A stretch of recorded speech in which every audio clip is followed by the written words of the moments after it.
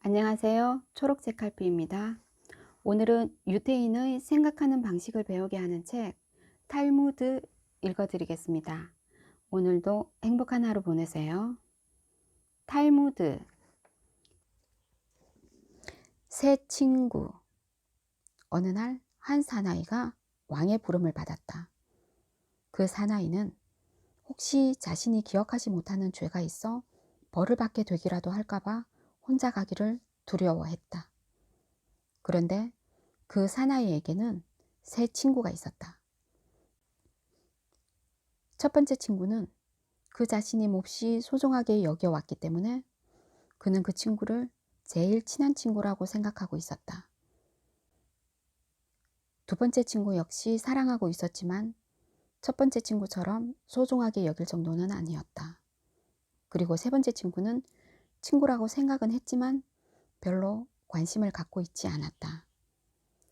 그는 먼저 가장 소중한 첫 번째 친구에게 가서 사정 이야기를 하고 함께 가달라고 부탁했다.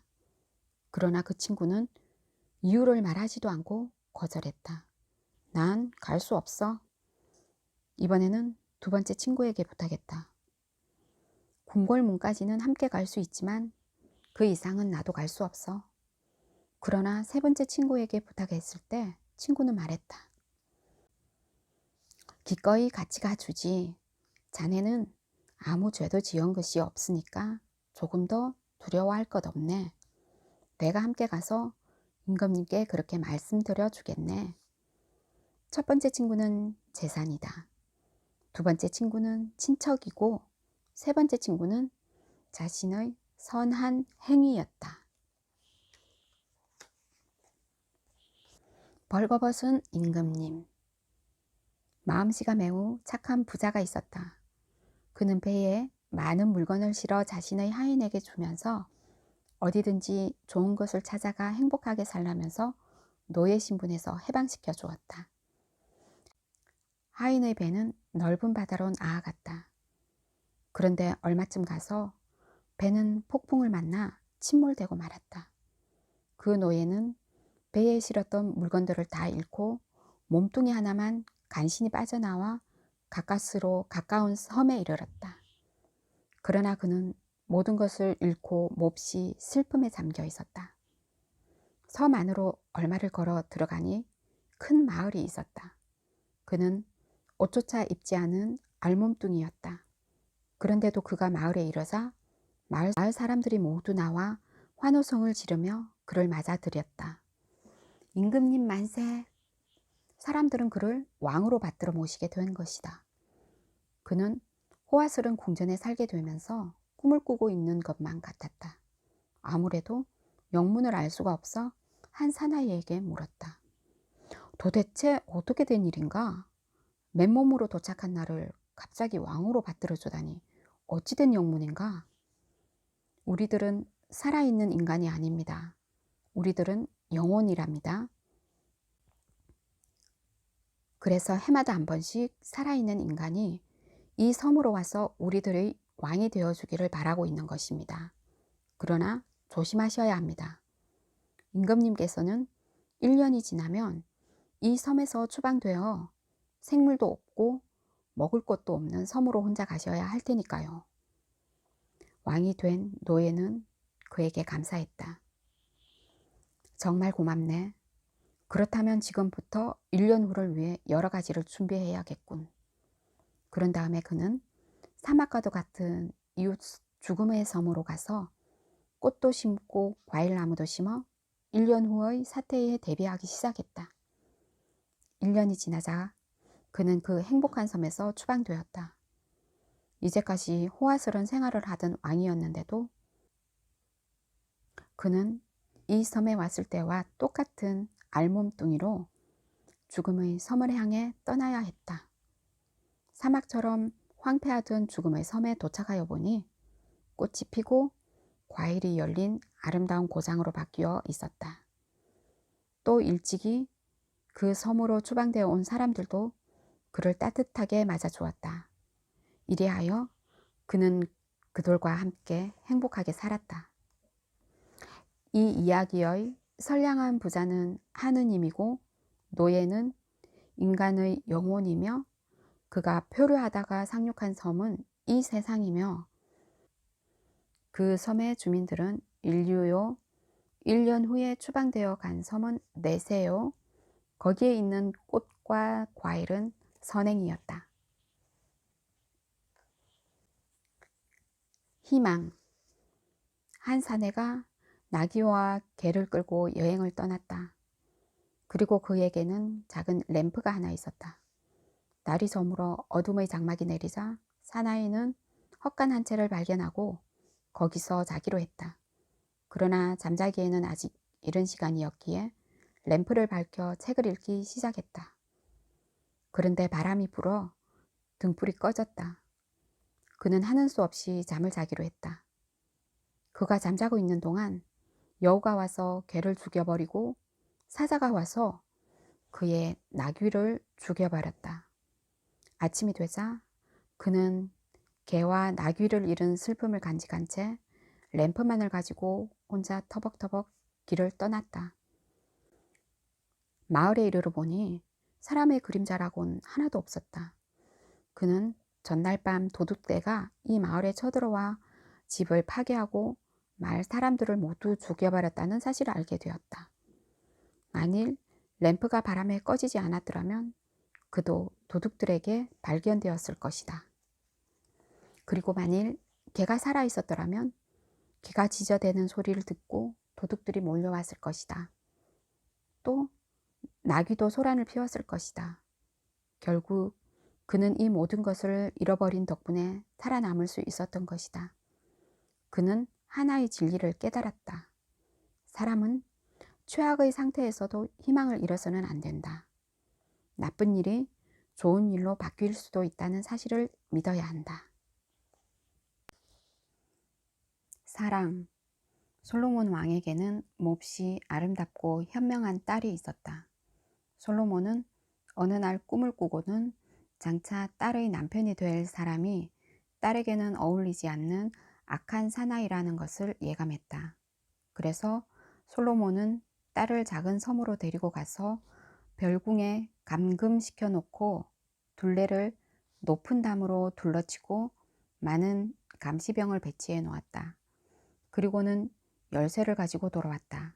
한편 왕이 꿈에서 보았던 상대방 사나이는 어느 황야에서 홀로 방황하고 있었다. 밤이 되자 그는 몹시 한기를 느꼈기 때문에 사자의 시체 속에 들어가 잠을 잤다.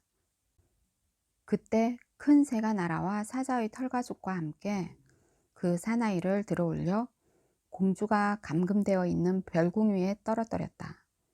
그래서 그 사나이는 공주를 만나게 되었고 두 사람은 사랑에 빠졌다. 사랑은 모든 것을 이겨내기 때문에 아무리 먼 섬으로 데리고 가서 감금시켜 놓을지라도 허사인 것이다.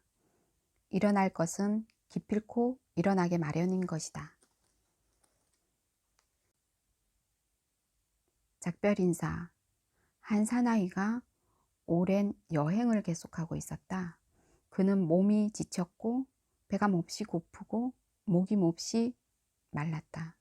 그 사나이는 사막을 오랫동안 걸어간 끝에 간신히 나무가 자라고 있는 곳에 이르렀다. 그는 지친 몸을 나무 그늘에서 쉬고 굶주린 배를 과일로 채우고 시원한 물을 마시며 갈증을 해소한 다음 잠시나마 휴식을 취했다. 그러나 그는 여행을 계속하기 위해 다시 길을 떠나야 했다. 그는 그 나무에게 감사하며 이렇게 작별 인사를 고했다. 나무야, 정말 고맙다. 나는 고마운 인사를 어떻게 해야 할지 모르겠구나. 네 과일이 맛있게 되기를 빌고 싶지만 네 과일은 이미 충분히 맛있고 상쾌한 나무 그늘을 갖도록 빌고 싶지만 네 그늘은 이미 충분히 시원하고 네가 무럭무럭 자라도록 충분한 물이 있기를 빌고 싶지만 너에게는 이미 충분한 물도 있구나.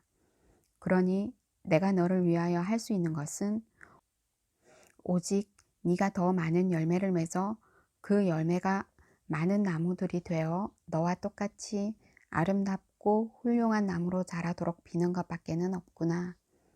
당신이 작별하는 사람에게 무엇인가를 빌고 싶을 때 그 사람이 더 현명해지기를 바라고 싶어도 그는 이미 충분히 현명하고, 부자가 되기를 바라고 싶어도 그는 이미 충분히 부유하고, 남들로부터 환영받는 선량한 사람이 되기를 바라고 싶어도 이미 충분히 선량한 사람일 때 당신은 어떤 작별 인사를 하는 것이 좋은가?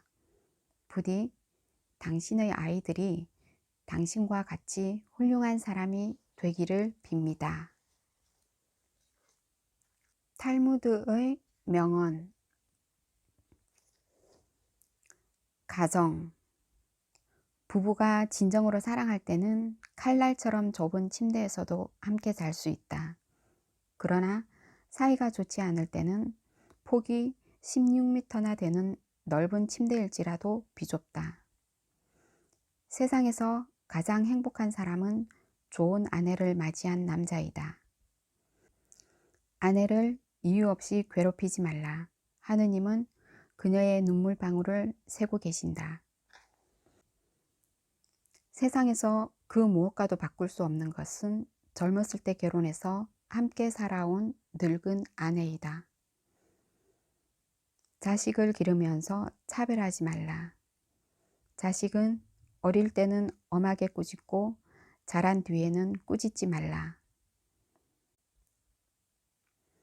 어린아이는 엄하게 가르쳐야 하지만 두려워하게 만들어서는 안 된다.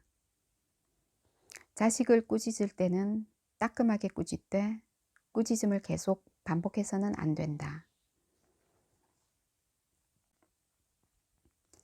아이들은 부모의 말씨를 흉내낸다. 아이의 말씨만으로 그 부모의 성품을 알 수 있다. 자식과 약속한 것은 반드시 지켜라. 약속을 지키지 않으면 아이에게 거짓말을 가르치는 것과 같다. 가정에서 부도덕한 행동은 과일에 벌레가 들어간 것처럼 모르는 사이에 퍼져나간다. 자녀에게 아버지는 존경받으면서도 두려운 존재가 되어야 한다. 터세.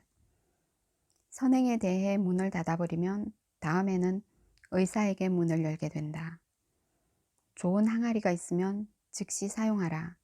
내일이면 깨져버릴지도 모르니까. 올바른 사람은 자신의 욕망을 조정하지만 그릇된 사람은 욕망에 지배당한다. 남의 자손으로 살기보다는 가난하게 사는 편이 낫다. 남 앞에서 부끄러워하는 사람과 자기 자신 앞에서 부끄러워하는 사람 사이에는 큰 차이가 있다. 물건을 훔쳐 나오지 않았을 때 도둑은 자신이 정직하다고 생각한다. 사람의 몸에는 쓸모있는 6부분이 있다. 그 중에서 3개는 인간의 힘으로 지배할 수 없지만 3군데는 자신의 마음대로 할 수 있다. 전자는 눈과 귀와 코이고 후자는 입과 손과 발이다. 당신의 혀에게 나는 모른다는 말을 열심히 가르쳐라. 장미꽃은 가시 틈에서 자란다. 항아리를 보지 말고 그 안에 들어있는 내용물을 보라. 행동은 말보다 목소리가 크다. 이제 열리기 시작한 우유를 보고 다 자란 뒤의 맛을 속단하지 말라. 나무는 열매로 평가되고 사람은 업적으로 평가된다. 남에게서 칭찬받는 것은 좋지만 스스로 자신을 칭찬하지는 말라. 훌륭한 인물이 아랫사람의 말을 듣고 노인이 젊은 사람의 말에 귀 기울이는 사회는 축복을 받을 것이다. 사람을 빨리 늙게 하는 4가지 원인은 공포, 분노, 자녀, 악처이다.